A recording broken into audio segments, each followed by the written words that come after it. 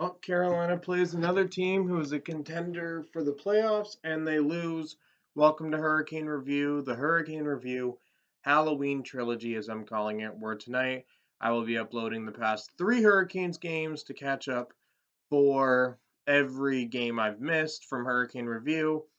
So, with this game, I would give an explanation. Just short answer is busy schedule, work schedule, burnt out the next day from just being busy, kind of running two jobs, one where I'm employed by another company, another one where I'm my own boss. But yeah, so Hurricane Halloween review. First game can be a worse game to start off with because I'm kind of excited to watch it. However, the Canes lose 6-2 to the Islanders.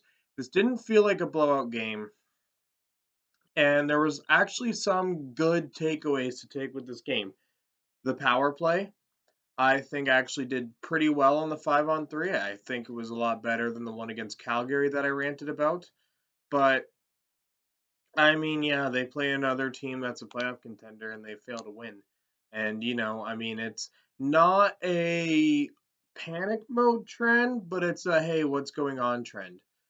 So aside from that, I think the power play did well. They generated chances. They were a post away from scoring a goal, so they had that going for them. They, I thought Brent Burns got his first goal as a Hurricane this game. However, that moment was later ruined when the Islanders scored while they were going over it. And really, I think the frustrating part is this game didn't feel like a blowout. However, the Canes just got outworked. I mean, there was one stretch when Aho got hit from behind, and I think it should have been a penalty for boarding, but that's just me. I am biased, being, a fan of these guys. But, while I am biased, I do think Carolina did have a good stretch where they were playing physical. They had momentum going. And then they just didn't really get a lot of buzz. I think the second period was really the period where they got a lot of buzz.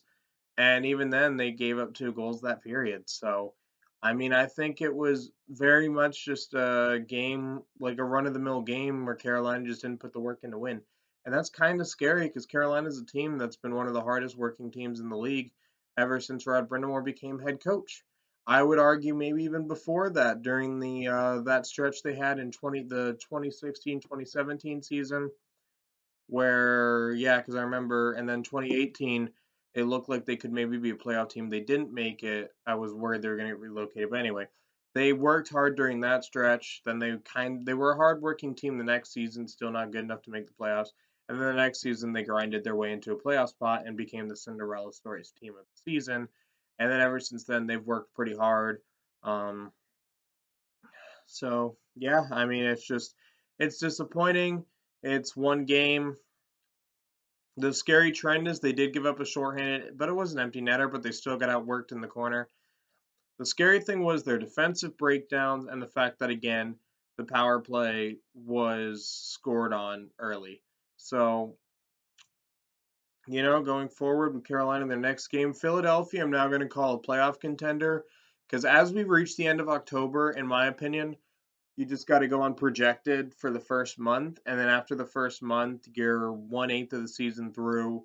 You can probably eliminate teams like San Jose right now from making the playoffs. You start to eliminate one or two teams that are probably not going to make the playoffs, St. Louis in 2019 aside.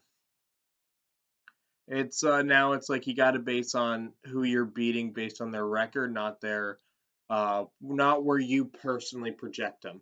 So the next game against Philadelphia, we'll see. Considering how good Philadelphia has been under Tortorella, I would consider the next game against the Flyers to be a game where you're against a playoff contender and they got to win. They got to be beating these playoff contenders.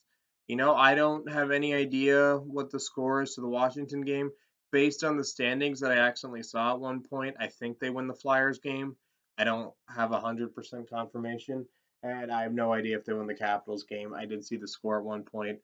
But that doesn't always factor in the Hurricane reviews, whether or not I know who wins. I still like to see who's playing well. As for Hurricane of the game, I mean, I think the second line played well. I also, Brind'Amour again put Martinook on the first line. I like Jordan Martinook. I genuinely consider myself a Jordan Martinook defender.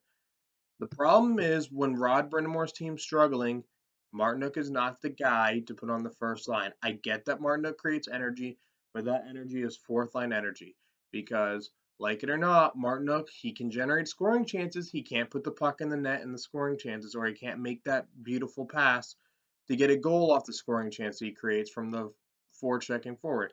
He's not a top six forward. He's just not. I don't like seeing Martinook be used above where his station is because that has come back to bite Carolina. Other than that one game against Boston, where the game after Svech tore his ACL, that game aside, generally speaking, Martinook is not a good fit on the first line. I would rather give Jesper Fast, I would consider a guy to give energy. I get he plays well with Jordan Stahl, but if you're going to switch that lineup, put Jesper Fast up there.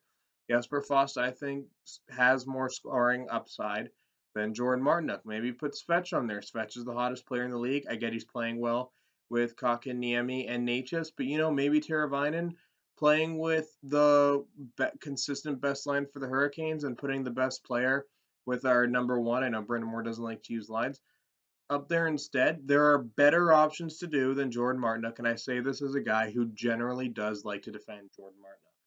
So on to Hurricane of the game because he got his first goal and that moment was given him. I'll give him in this Hurricane of the game for this game. I think he got his first goal. I think he had a good game. I thought he played well.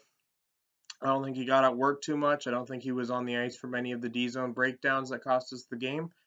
So yeah, congrats Brent Burns, and welcome to Hurricane Review, the Halloween Hurricane Review trilogy, Game One, Hurricanes versus Islanders. If you guys like the content I'm producing on the channel, don't forget to hit like and subscribe. 2 more videos will be up tonight, so click the bell to be notified, and I'll see you guys later tonight.